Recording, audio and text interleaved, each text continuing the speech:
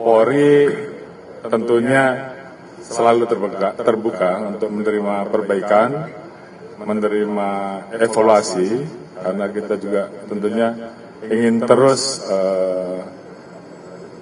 mewujudkan performa Polri sehingga Polri ini betul-betul bisa menjadi institusi yang mewujudkan apa yang bisa diharapkan oleh masyarakat. Pernyataan Kapolri di depan publik pada 11 November 2025 itu bakal diuji dalam merealisasikan dengan segera putusan Mahkamah Konstitusi yang melarang polisi aktif menduduki jabatan sipil. Bagaimana anjuran Komisi Percepatan Reformasi Polri terkait hal ini? Bagaimana juga pengamat melihat hal ini? Kita bahas ya.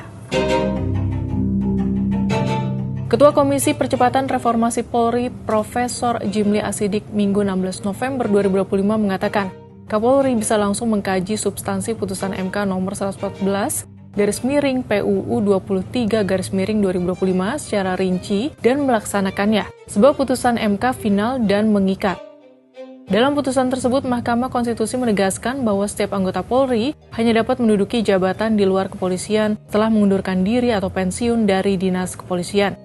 Putusan itu mengabulkan permohonan uji materi terhadap pasal 28 ayat 3 Undang-Undang Nomor 2 Tahun 2002 tentang Kepolisian. Dalam putusan itu juga terungkap bahwa pada 2025 terdapat 4.351 polisi yang menduduki jabatan di luar institusi Polri. Dari jumlah itu 1.184 orang merupakan perwira Polri. Jumlah anggota Bayangkara Polri yang berkiprah dalam jabatan sipil tersebut naik dari tahun 2024 yang mencapai 2.822 orang. Sebelumnya, pada 2023 terdapat 3.424 orang anggota Polri yang menduduki jabatan di luar lembaga kepolisian. Untuk melaksanakan putusan MK, Kapolri tidak perlu menunggu rekomendasi Komisi Percepatan Reformasi Polri dan kebijakan Presiden, tapi harus dikoordinasikan dengan kementerian terkait. Namun menjalankan putusan MK itu tidak akan mudah dan ada beberapa hal yang bisa dipertimbangkan, yaitu periode transisi atau aturan peralihan supaya tidak terjadi keguncangan norma. Prinsipnya di masa transisi tidak boleh ada yang dirugikan. Yang jelas ke depan tidak boleh lagi ada pengangkatan baru. Untuk anggota Polri yang saat ini sudah memegang jabatan sipil, perlu dipelajari opsi-opsi yang bisa diambil. Jimli menyebut jika polisi yang memegang jabatan di institusi-institusi yang berkaitan erat dengan kepolisian, seperti Badan Narkotika Nasional, Badan Nasional Penanggulangan Terorisme, atau Badan Intelijen Negara, bisa saja tetap menjabat sampai habis masa jabatannya. Hal yang sama juga diungkap oleh peneliti Center for Strategic and International Studies atau CSIS, Niki Fahrizal, yang menilai putusan MK yang melarang anggota Polri menduduki jabatan sipil tanpa mengundurkan diri dari institusi kepolisian merupakan langkah penting. Langkah ini untuk memastikan profesionalitas dan independensi Polri.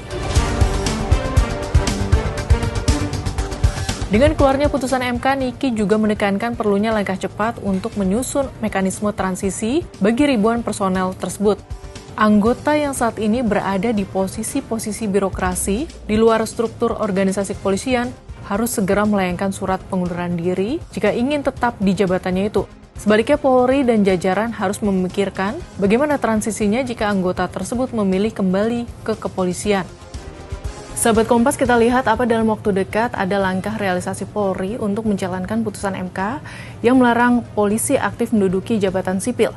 Semoga ke depan Polri kita makin profesional, independen, dan presisi.